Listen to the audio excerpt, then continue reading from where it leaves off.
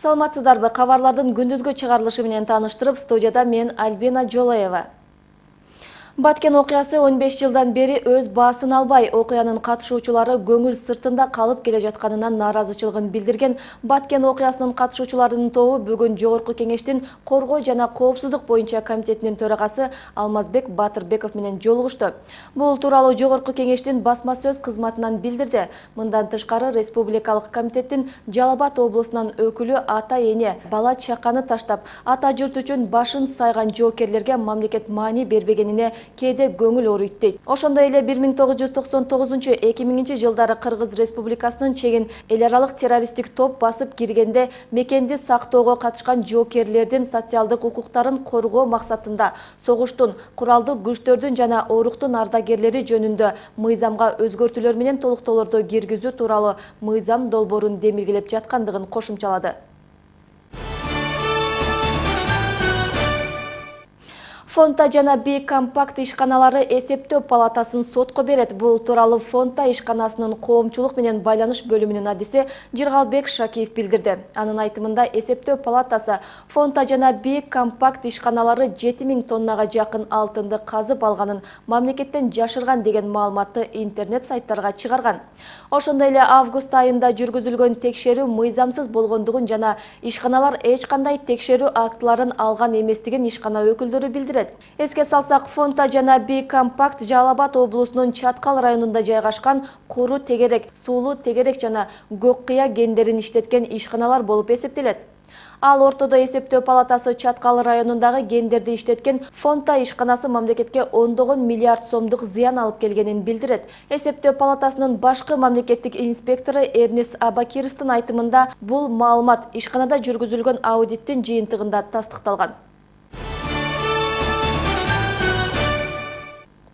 Жаңы тариф кабыл алынмайынча электр энергиясы 17 июнда бекитилген баа менен төлөнөт. Бул тууралуу Кыргыз Республикасынын мамлекеттик отун энергетикалык комплекс департаментинин жетекчиси Нурбек Элебаев маалымдады. Анын айтымында жаңы тарифтик саясат 1 декабрга чейин кабыл алынуусу күтүлүүдө. Быйыл 17 июндагы кабыл алынган тарифтик саясат боюнча сентябрь айынан тартып бир фазалуу электр энергиясын колдонгондор 1 киловатт-саат энергия үчүн 70 тыйындан, 3 фазалуусун колдонгон керектөө 1 киловатт-саат энергия үчүн 1 сом 20 тыйындан төлөөгө милдеттендирилген. 29 сентябрда 1 май райондук соту бул тарифтик саясатын жокко чыгарган. Элебаевдин айтуусунда Кыргыз өкмөтү 1 май райондук соттун чечимин жокко чыгаруу арызы менен 29 октябрга чейин кайрылбаса, анда жаңы тарифтик саясат кабыл алынат. Республика жана ата журт саясий партияларынын мурунку лидерлери Өмүрбек Бабанов жана Камчыбек Ташиев эки партия бириккенин 20 октябрда Бишкекте өткөн курултайда жар салышкан. Эки саясий партиянын мүчөлөрү Республика ата журт деген аталыштагы жаңы саясий партиянын түзүлгөнүн расмий жарыялашты. Бирок талдоочулар бул ата журт менен республиканын эмес, эки лидердин гана биригиши деп сыпаттоодо. Анткени юридикалык жактан алганда азырынча эки партиянын лидерлери башка адамдар. Демек, муну шайлоого карата даярдык же упай топтоо кадамы десе болобу? Теманы Назгүл Ахунова улантат. Өткөн жума Республика менен ата журт партиясынын мүчөлөрү курултай өткөрүп, жаңы Республика ата журт партиясы түзүлгөнүн расмий жарыялаган. Ошондой эле эки саясий партиянын биригүү курултайында Өмүрбек Бабанов жаңы партияга Камчыбек Ташиев экөө тең төрагалык кыларын маалымдаган.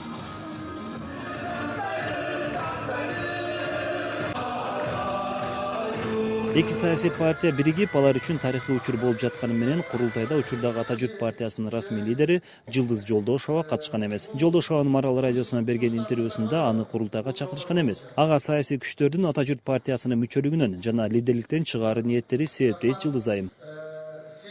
8 август 2014 жылы Камчыбек Ташиев мага жолугуп, ачыгын айтканда, Жылдыз эже лидерликти берсеңиз, лидерликти өткөрүп бериңиз депчи. Азыр арыз жазып берсеңиз деп. Мурзабеков Кантемирге деп. Экинчиден ата журт партиясынан сиз дагы биз менен башка бара албайсыз депчи. Ал ачыгын айтты, эгерде сиз лидерликтен кетсеңиз, ошондой эле ата журт партиясынан чыксаңыз, анда Талант Мамытовду, мени, Камчыбек Ташиевди актайт экен. Ошого кетсеңиз жакшы болот эле деп. Негизинен бириккен партиялардын экөөнү тең, жетектеп турган лидерлери башка болчу. Ата журт партиясынын лидери Жылдызкан Жолдошова, ал эми республиканыкы Максат Сабиров. Бирок экөө тең жаңы түзүлгөн партиянын төрагасы болбоду. Ошондуктан азыр айрым серепчилер эки партиянын атынан мурунку эки лидер гана бирикти деп баалап жатат. Эки партиянын лидери өздөрүнүн бириккендиги жөнүндө расмий түрдө жарыялаганы менен мен ойлойм бүгүнкү күндө эки партия толук бириге элек. Себеби дегенде өзүңүздөр билесиздер, эки партиянын программалары, платформалары бул бири-бирине өтө деле дал келбейт. Анан экинчиден экөөсү бир эки башка көз караштагы буга чейинки саясий лидерлер болуп келген да. Ошондуктан мен айтат элем, азырынча эки лидер гана бирикти. Ал эми эки партиянын толук биригүүсүнө ал үчүн убакыт керек. Азырынча эки партия бирикти деп айтышкан мен алысмын. Тең төрагалыкка башка лидердин болушу саясий жактан алганда туура келет, дейт серепчи Эркин Абдыразаков. Бирок бул биригүүнүн юридикалык жактан алганда легитимдүүлүгү жок. Анткени эки партия биригүү үчүн партиялардын саясий кеңеши Бабанов менен Ташиевди бир добуштан лидер кылып шайлап, андан кийин бардык партия мүчөлөрүнүн катышуусунда биригүү тандалыш керек эле. Эми келечекте эгер эки партия бириккен болсо, өзүнчө партиялар өздөрүнүн съездерин, курултайларын өткөрүп, ошондо жалпы мүчөлөрүн чакыруу менен курултайларда чечиш керек болчу. Бул дагы мындай шашылыш түрдө өтүп калдыбы деген дагы мындай легитимдүүлүгүн аспарить этсе да болот да. Эки саясий партиянын коомчулук үчүн биригиши парламенттик шайлоого карата даярдык болушу мүмкүн экенин талдоочулар жашырышпайт. Камчыбек Ташиевдин ушул өзү багыл кесилип, мынабу мыйзам чегинде анын укуктарынын бир топ чектелип калышы анын лидер болушуна деле мүмкүнчүлүк бербейт. Мүмкүн мамлекеттик жогорку бийликтер менен сүйлөшүп алышып, ошо шайлоого чейин өзүн өзү актап, жанагы сот аркылуу кайта актап алып, өзүн реабилитация кылганга мүмкүн шанс издеп аткандыр. Бул шансты дагы мындай таптакыр алып таштоого мүмкүн эмес. Бирок менин жеке пикиримде бул олигархтардын эң дагы бир үчүнчү варианты. Булар өзүнүн багыл мүлкүн, каражаттарын сактап калууга дагы аракет кылып аткан эки олигархтын кошулуусу десек дагы болот. Эми кандай болот? Ата журт республикага же тескерисинче экинчи партия биринчисине кошулуп, юридикалык каттоосу бар жаңы партия түзүлүп, мурункулары жок болобу? Же эки партиянын мурунку лидерлери коомчулук үчүн биригип, экөө тең мурдагыдай иш алып бара береби деген суроо менен республиканын оштогу өкүлдөрүнө кайрылдык. Бирок 2 саат убакыт коротуп, суроолорубузга жооп ала албадык. Акылбек Орозматов, Назгул Ахунова, Самат Пратов, Ынтымак. Сузактын Алмалуу айылындагы Көкбөрү оюну учурунда чыккан чырдан бир адам каза болду. Бул тууралуу аталган райондун милиция башчысы Нурбек Жаныбеков билдирди. Анын айтымында Алмалуу айылынын бир тургуну атасына аш берип Көкбөрү уюштурган. Оюн бүткөндөн кийин Алмалуу айылынын тургуну Бакай Айтиев менен коңшулаш Жаңы Ачы айылынын тургуну Кыял Карабаевдин үй бүлөсү чырлаша кеткен. Анда Айтиевдер Кыял Карабаевди жана анын эгиз инилери Асан Үсөндү ур токмокко алган. Алган жараттан улам Кыял Карабаев эсине келбей каза болду. Ал эми инилери учурда ооруканада. Бул иш боюнча кылмыш иши козголду, бирок кылмышка шектелген адамдар жарат алдык деп ооруканага жатып алган. Учурда бул боюнча тергөө жүрүп жатат. Азыр болсо спорт жаңылыктарынан 2015 жылы Канттын Абдышата футбол клубу АФК кубогуна катышат. 26 октябрь күнү Кыргызстандын чемпионатынын 31 турунда канттыктар Оштун Алай командасын 0-1 эсебинде утуп алды. Азыр канттык команданын капчыгында 40 упай болду. Бул болбоду дегенде Кыргызстан чемпионатында күмүш медалын алып келет. Ошону менен бирге чемпиондук учунда күрөшүүгө мүмкүнчүлүктөр бар. 2015 жылы АФК кубогуна Кыргызстандан команда катышат. Алар беттештерди тандоо турунан башталмакчы. Өлкөнүн чемпиону болгон команда футбол боюнча Азиянын 2 даражадагы турниринде 2 тандоо турунан баштаса, өлкө кубогунун ээси 1 тандоо турунан баштайт. Эгер чемпион жана кубоктун ээси бир командада болуп калса, анда чемпионатта 2 орунду алган команда мелдешке катышат. Ошентип кийинки жылы АФК кубогуна Кыргызстан атынан Бишкектин Дордою жана Канттын Абдышатасы катышмакчы. Эскерте кетсек, быйылкы жылы АФК кубогуна Кыргызстан атынан Оштун Алай командасы катышкан. Бирок тайпалык баскычтан чыга алган эмес. Ушуну менен бүгүнкү чыгарылышыбызды жыйынтыктайбыз. Ал эми сиздерди кесиптешим Борбор Азия жаңылыктары менен тааныштырат.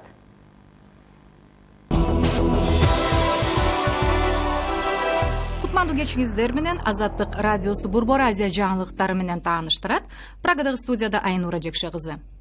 Душанбеде Ислам кызматташтык уюмунун Борбор Азия менен алакаларын өнүктүрүү боюнча биринчи инвестициялык форум өтүүдө. Форумдун ачылышында сүйлөп жатып, Тажик президенти Эмомали Рахмон уюмдун өлкөлөрү жайгашкан аймакка дүйнөлүк мунай запасынын дээрлик 70%, жаратылыш газынын 50% туура келерин, бул ошол мамлекеттердин дүйнөлүк экономикадагы маанисин билдирерин белгиледи. Алар региондогу өлкөлөргө инвестиция тартуу, айыл чарба, транспорт, билим берүү, илим, саламаттыкты сактоо тармактарын өнүктүрүү, жакырчылыкты кыскартуу маселелерди талкуулашууда. Форум эртең жыйынтыкталмакчы. Ал эми Казакстандын Кызыл Ордо шаарында пенсионер Умитгүл Альмагамбетованын үйүн сүрдүрүү боюнча дагы бир аракет ишке ашпай калды. Шаардын четиндеги үй мамлекеттин кызыкчылыгы үчүн алынмак. Ал тилкеден жаңы курулуп жаткан Батыш Европа, Батыш Кытай кан жолу өтмөкчү. Бирок турак жайдын тургундары менен кошуналары аны сүрдүртпөй коюп, бульдозердин айдоочусу мындай каршылыктан кийин ишин аткаруудан баш тартты. Соттук аткаруучулар үйдү баары бир буздураарын айтышууда.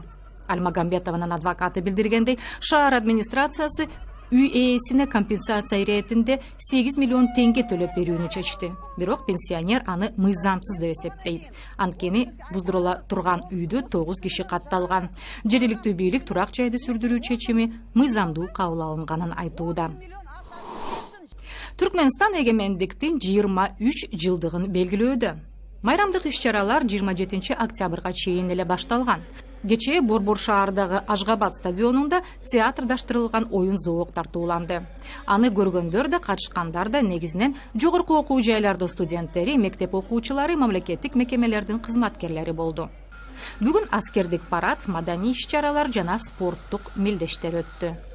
Күздүн башынан бери майрамга даярдануу үчүн студенттер, мектеп окуучулар күн сайын стадиондорго машыгууларга барып турушту. Түркмөнстанда турак жайларды менчиктештирүү жараяны башталганы бул күндөрү тиешелүү мекемелерде узун кезектерди байкаса болот. Менчиктештирүү тууралуу мыйзам 2013 жылдын июнунда кабыл алынып, үстүбүздөгү жылдын башында күчүнө кирген. Бирок документ кагаздарды тапшыруу жаңы эле башталды. Бул үчүн акимиаттарда менчиктештирүү боюнча атайын бөлүмдөр түзүлгөн. Турак жайлар категориясына жараша менчиктештирилет. Ушул жана башка жаңылыктар менен кененирээк сиздер Азаттык чекит KG сайтыбыздан кененирээк таанышсаңыздар болот. Саламатта калыңыздар.